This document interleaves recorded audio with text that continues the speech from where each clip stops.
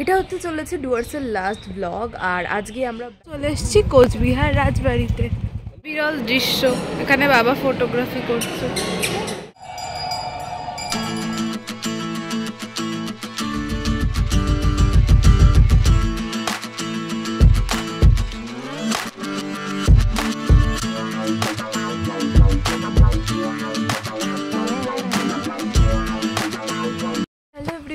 আমি Ankita and a big welcome to my channel her cosy corner. এটা হতে চলেছে ডুয়ার্সের লাস্ট ব্লগ। আর আজকে আমরা ব্যাক করছি, মানে বাড়ির উদ্দেশ্যে রওনা দিচ্ছি। আর তার আগে আমরা যাব কোচবিহার রাজবাড়ি। কোচবিহারটা একটু ঘুরে দেখবো, দেন তারপর আমাদের বিকেলে ট্রেন আছে, তো তারপর যেতে হবে বাড়িতে। আর এখন আপাতত আমরা রেডি হয়ে হোটেল থেকে চেক আউট করে গেছি, আর একটু ব্রেকফাস্ট করবো, দেন তারপর একদম গাড়ি করে বেরিয়ে যাব। তো তোমরা দেখতে থাকো। এরপরে আমরা যাচ্ছি কোচবিহার, তো ভেরি এক্সাইটেড। আর আগের ব্লগগুলো তোমরা আশা করি এনজয় করেছো। আমি প্রত্যেকটা ব্লগের লিঙ্ক কিন্তু ডেসক্রিপশনে দিয়ে দেবো, কোনো পার্ট মিস করে গেলে তোমরা চেক আউট করে নিতে পারো। সো চলো দেখতে থাকো এখন আর কি করবো।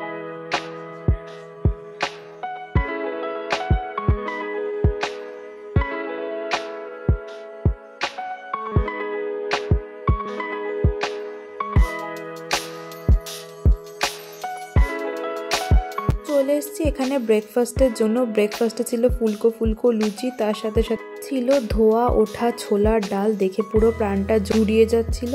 আর শেষ পাতে ছিল নলেন গুড়ের রসগোল্লা।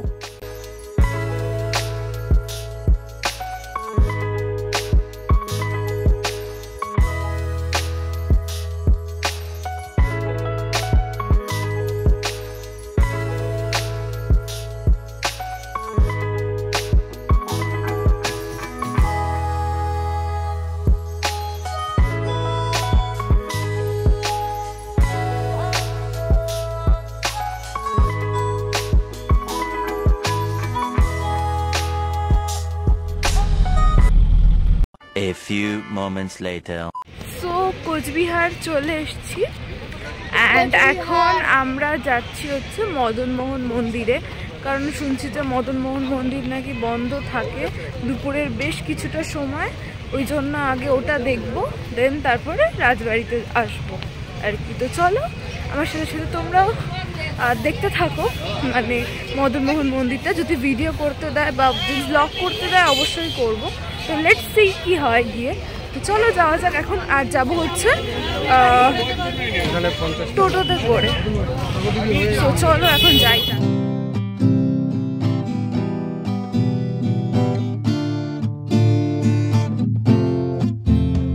তো চলে এসেছি মদনমোহন মন্দিরে। আর চলো এবার ভেতরে গিয়ে আমাদের ঘুরিয়ে দেখাচ্ছি।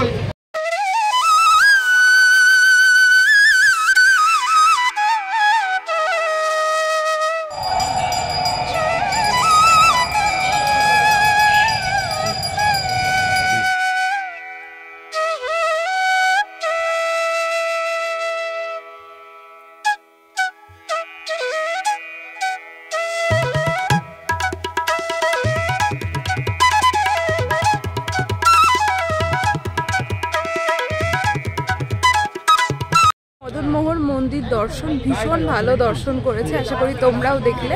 এবার আমরা যাচ্ছি রাজবাড়ির উদ্দেশ্যে। তো চলো এখন যাওয়া যাক। দেখো পেছনে এখনো মন্দির দেখা যাচ্ছে, ভীষণ ভালো দর্শন করে। তো এখন এসেছে আমরা একটু লাঞ্চ করার জন্য, দেন লাঞ্চ করে তারপরে যাব কোচবিহার রাজবাড়ি। আর এখানে দুপুরবেলা করেছিলাম একটা সিম্পল লাঞ্চ, মাছ ভাত সবজি তরকারি দিয়ে। A few moments later. এখন চলে এসেছি রাজবাড়িতে। তো এখানে ব্যাগ চেকিং হচ্ছে, আর দেন ভেতরে যাব।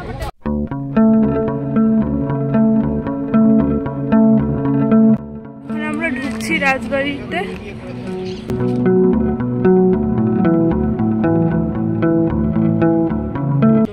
তো চলে এসছি এখন কোচবিহার রাজবাড়িতে। চলো আমার সাথে তোমরাও দেখে নাও। এখন ভীষণ রোদ একেবারে। সো এখন চলে এসছি কোচবিহার রাজবাড়িতে।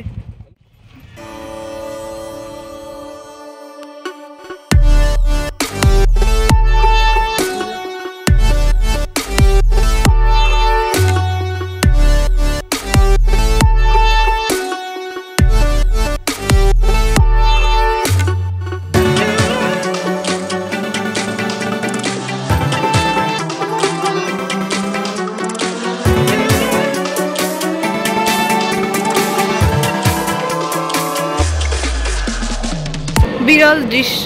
এখানে বাবা ফটোগ্রাফি করছে।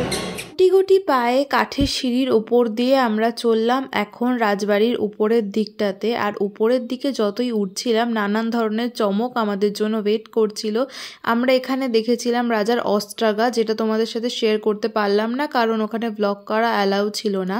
আর এখন যে পেন্টিংটাকে তোমরা দেখছো সেটা হচ্ছে রাজা রাজেন্দ্র নারায়ণের একটা পেন্টিং। আর এর নিচেই রয়েছে রাজকীয় সোফা, যাকে রয়্যাল সোফা বলে আর কি। এরপরে আরও বেশ কিছু জায়গা দেখেছিলাম, বেশ কিছু সংরক্ষিত জিনিসপত্র দেখলাম। কোচবিহারে ঘুরতে এলে একবার হলেও অন্তত এই রাজবাড়িটা তোমরা কিন্তু ভিজিট করতে পারো। ভীষণ ভীষণ ভালো লাগবে আর প্রত্যেকটা কোণা দেখে তোমাদের সত্যি মনকে ছুঁয়ে যাবে এই রাজবাড়ি।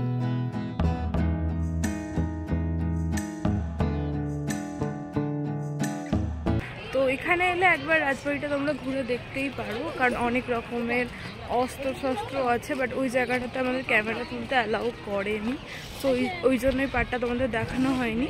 বাট এলে তোমরা একবার ঘুরতে পারো, জায়গাটা ভীষণ ফটোজেনিক, অনেক রকম সুন্দর সুন্দর পিকচার ক্লিক করতে পারো। বাই দ্য ওয়ে, এই ট্রিপে আমি যত পিকচার তুলেছি আমি কিন্তু আপলোড করতে স্টার্ট করে দিয়েছি আমার ইনস্টা হ্যান্ডেল, যেটা আমি ডিসক্রিপশনে দিয়ে রাখবো। আদারওয়াইজ তোমরা সার্চও করতে পারো হার কোজি কর্নার, ওটা আমার ইনস্টা হ্যান্ডেলও। তো ওখান থেকে পিকচারগুলো কিন্তু তোমরা দেখে নিতে পারো। আর আমি একটা দুটো ছবি ব্লগের লাস্টে অ্যাডও করে দিয়ে দেবো যদি পারি। তো চলো এখন বাইরে বেরোনো যাক। রাজবাড়ি থেকে বেরোতেই সামনে চোখে পড়লো এই দোকানগুলোতে, যেখানে খুব সুন্দর সুন্দর ব্যাগ পাওয়া যাচ্ছিল।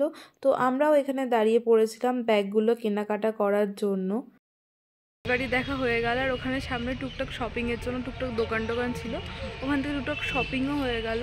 আর এখন আমি গাড়ির সামনে চলে এসেছি। এখন মোস্ট প্রবাবলি আমরা গাড়ি করে যাবো স্টেশনে। সো এখানেই মোটামুটি ডুয়ার্স ট্রিপ এখানেই মোটামুটি এন্ড হলো। অ্যান্ড দেন তারপর আমরা ট্রেনে করে যাব, সেগুলো তোমাদের সাথে শেয়ার করতেই থাকবো, তো তোমরা দেখতে থাকো। Much later. সো এখন আমরা এসেছি একটা শিব মন্দিরে একটু দর্শন করতে, দেন তারপর একদম স্টেশনে যাব।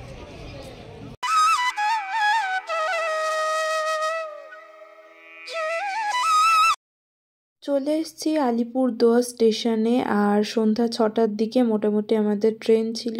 তো ট্রেনে আমরা উঠে পড়েছি। অবভিয়াসলি এতদিন ঘোরার পরে এখন ব্যাক করছি, একটু তো খারাপ লাগছিলই, কিন্তু ট্রেনে ওঠার পর এখানে চলছিল আমাদের গল্প আড্ডা, তার সাথে সাথে কিন্তু খাওয়া দাওয়াও চলছিল সমান তালে তালে।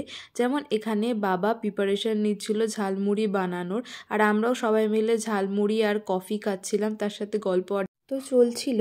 এরপর রাত্রেবেলায় ডিনারে আমরা খেয়েছিলাম আলুর পরোটা, তার সাথে সাথে গোলাপ জামুন। ডুয়ার্স ট্রিপের ব্লগ এখানেই শেষ হচ্ছে। যদি ভালো লেগে থাকে চ্যানেলটাকে সাবস্ক্রাইব করে দিও। আর তোমাদের সাথে দেখা হচ্ছে নতুন কোনো এক্সাইটিং ব্লগের সাথে।